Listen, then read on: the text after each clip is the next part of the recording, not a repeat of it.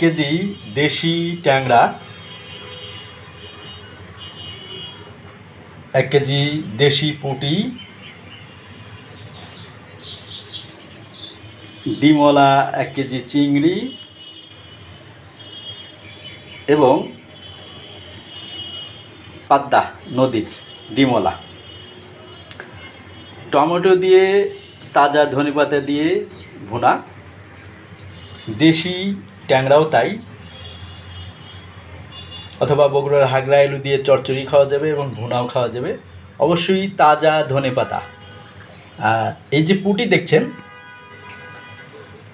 কড়কড়া করে সরিষার তেলে ভেজে গরম ভাত এবং এই পুঁটি।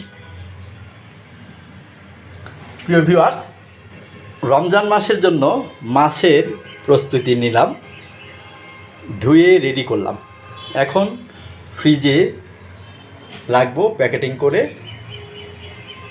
পুঁটি, দেশি ট্যাংরা,